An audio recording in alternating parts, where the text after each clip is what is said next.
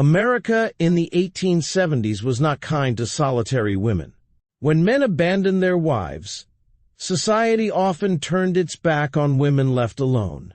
But the endless horizon of the Wild West sometimes offered unexpected refuge to those brave enough to start a new life.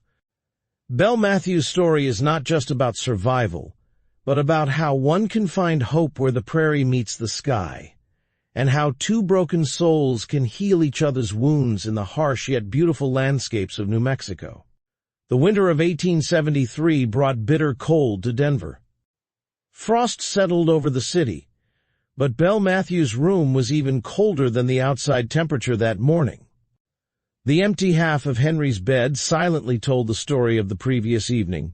After 3 years of marriage, her husband decided that the California gold rush offered more opportunities than a faithful wife. Belle found only a short note on the table. The words coldly and distantly stated that Henry could no longer provide for her and didn't want her to be a burden. He took their joint savings with him. Belle read the letter without tears. She had always suspected her husband's gaze longed for somewhere further than where she stood. The city ladies whispered sympathetically when Belle passed by. Belle received nothing but threats from creditors, who grew increasingly impatient waiting for the settlement of debts accumulated by her husband. Belle was from Connecticut, where she worked as a teacher before Henry convinced her to head west. She had received a proper upbringing, was educated, and never thought she would find herself in such a vulnerable position. Her father, who was a minister, would surely be horrified by his daughter's current situation. But the old reverend had been resting in the family cemetery for years, and Belle was alone in the world. Her landlord was unwilling to wait any longer. He gave Belle 2 weeks to pay or leave. Finding work proved almost impossible. For a few days, she considered returning east, but the train ticket was too expensive, and the family house had long been sold after her father's death. During her days of desperation, Belle often visited the local church, though more for the silence and peace than to pray. There she first heard about the fate of settler wives who joined brave men at the frontier. The pastor's wife told her how they help women abandoned by their husbands start a new life. On the 6th day of hopelessness, Belle saw the advertisement in the local newspaper. Something different from the usual job opportunities. A farmer from New Mexico territory was looking for a wife. The advertisement wasn't romantic, but practical. Matthew Brooks had lost his wife in childbirth and was left alone with a newborn daughter and 80 hectares of land that needed to be cultivated. Some might have thought Belle's decision reckless, but she had no other choice. That very evening she wrote a response letter, and the next morning she boarded a train headed for Santa Fe. Her money was just enough for the journey. From the train window, she watched as the landscape transformed. The pine forests and mountains slowly gave way to endless, sun-scorched plains.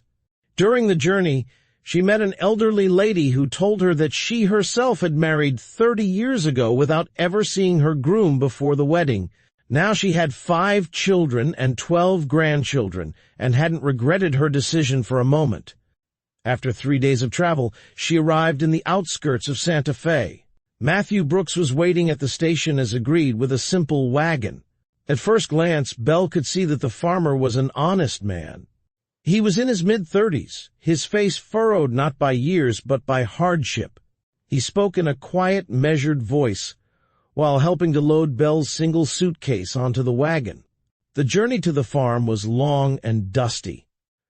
Belle tried to initiate conversation, but Matthew only gave short answers. Later she understood that the man wasn't being curt out of rudeness, but because he was still carrying the burden of grief. That evening, Belle got to know the farm. It was a modest but clean place. The simple wooden house had 2 rooms. The first contained the kitchen, living room, and dining area combined, while the second had a bed where Matthew slept until he built the outbuilding where he stayed since. The little girl, Annie, was only 3 months old. Her tiny bed stood in the corner of the room. Matthew explained that 5 years of hard work went into the property. He grew wheat and corn on the land. There were several cows, chickens, and 2 horses. He wasn't a wealthy man, but he was proud of what he had achieved so far. Belle felt as if she had fallen into another world. Denver's bustling streets, shops, and social life all seemed like distant memories here, where even the nearest neighbor lived miles away. The first weeks meant tough adjustment. Belle's hands became blistered from the unfamiliar work. Caring for little Annie was also challenging for her, who had never thought of herself as a mother. In the evenings, when she finally rested, she felt a fatigue she had never experienced before. Matthew treated her with respect, but remained distant. They both knew their arrangement was more practical than emotional. He married Belle, giving her a name and security in exchange for her taking care of the household and the little girl. Slowly, they developed a rhythm in their lives. Belle woke up early to light the fire in the stove and prepare breakfast. Matthew worked in the fields from sunrise and only returned at sunset. They usually ate their meals in silence, occasionally exchanging a few words about daily tasks.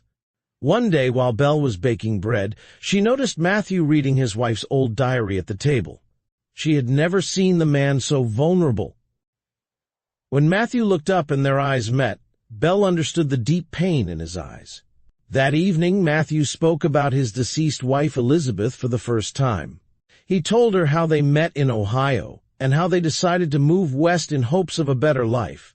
Elizabeth was a teacher, just like Belle once was. He talked about the struggles of the first years, the drought and the lack of money, and about how much they were looking forward to the baby who would have crowned their love.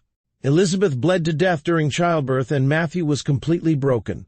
If the neighbors hadn't helped care for newborn Annie in those first weeks, he might not have survived the loss. For the first time, Belle felt a real connection to the man. It wasn't love, but something else that was perhaps just as valuable. In the following months, New Mexico's weather showed its cruel face. Drought struck the region, and Matthew watched anxiously as his crops thirsted. Supplies began to dwindle, and as the winter months approached, the situation became increasingly hopeless. Belle then made a decision. She traveled to town where she took a job at the local inn. Her pay wasn't much, but enough to buy flour and other basic foodstuffs. Matthew protested at first. His pride wouldn't allow his wife to work, but Belle was determined. Every 2 months she drove to town and spent a full day there, helping the innkeeper with bookkeeping in exchange for food and some cash. On these days, Matthew took care of Annie alone, and gradually a closer bond developed between father and daughter. That autumn, their relationship changed. They were no longer just 2 strangers thrown together by circumstances. They became partners in the struggle for survival. Matthew discovered a strength in Belle he hadn't seen before, while Belle learned to appreciate the man's perseverance and hard work. If you appreciate our stories, hit the subscribe button so you don't miss any Western tales. Now let's return to Belle and Matthew's story, who are facing perhaps the biggest challenge of their lives. There were increasing reports of robberies in the area. A gang was looting nearby farms, and people lived in fear. Matthew bought a rifle and taught Belle how to use it in case he wasn't home. One night, Belle woke up to the sound of hoofbeats. Matthew was immediately on his feet with a rifle in his hands. 3 riders were approaching the house. Belle's heart was racing as she took the baby in her arms and hurried to the back room. Matthew stood in the doorway, pointing his weapon at the intruders. The bandits demanded food and money. When Matthew told them they had no surplus of either, one of the robbers jumped off his horse and stepped forward threateningly. The bandit took off his hat, and Belle was shocked to recognize their former acquaintance from Denver, who was once Henry's friend. The man seemed to recognize her too, as he stopped in surprise. Taking advantage of the momentary confusion, Matthew stepped closer and firmly ordered them to leave. Belle watched the events from the back room.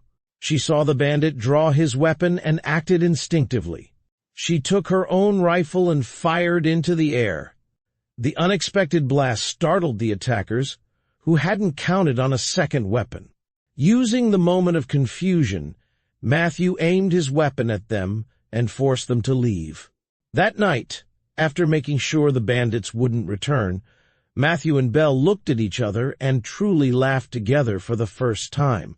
It was a mixture of fear and relief, but also something else that neither dared to say yet. The following spring, the weather was kinder to them. The crops were doing well, and Annie was developing beautifully. She was already toddling, and among her first words were both Mama and Papa. Belle was touched hearing the little girl call her Mama, even though she knew she hadn't given birth to her. The Christmas season was especially significant for them. Matthew carved a small wooden horse for Annie, while Belle sewed her a blanket from the fabric of her old clothes. The closest neighbors came over for the holiday, and this was the first time Belle truly felt part of a community. One evening, after Annie had fallen asleep, Matthew and Belle sat on the porch watching the setting sun. The man took Belle's hand. It was the first time this had happened between them. Belle's life in Denver now seemed so distant, as if it had happened in another lifetime. Henry's abandonment, which had seemed like the end of the world then, now appeared to be a turning point. If her husband hadn't left her, she would never have known this life, this land, and this man who now sat beside her.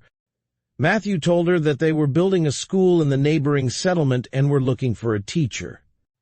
He knew Belle had received good education in the East and thought she might be interested in this opportunity.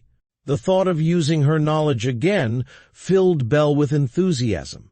In the following months, Belle prepared for her role as a teacher. Matthew made shelves for her to arrange her books and even built a desk where she could prepare her lessons. She felt valuable not only because of the farm and Annie, but also because she had found her own calling again. 2 years after Belle arrived at the farm, the local minister asked them if they would like to officially take their vows to each other, since they never really had a proper ceremony.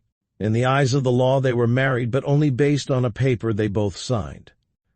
Belle and Matthew looked at each other. The question wasn't unexpected. They both felt their relationship had long outgrown the initial agreement.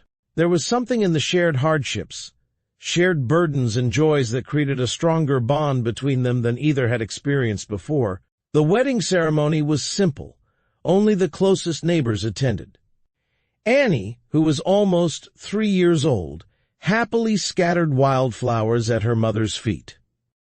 Belle didn't wear a white dress, and there was no bridal bouquet. Still, when Matthew looked into her eyes and spoke the vow, Belle knew this was the moment she had waited for all her life, even if she hadn't imagined it this way. That summer, the community came together and built a small school for the local children. Belle became the teacher and soon had 15 students of different ages. Besides teaching, she continued helping on the farm and taking care of Annie, who grew increasingly clever and curious. 4 years after Belle's arrival, Matthew expanded the house. He built new rooms so they could live more comfortably.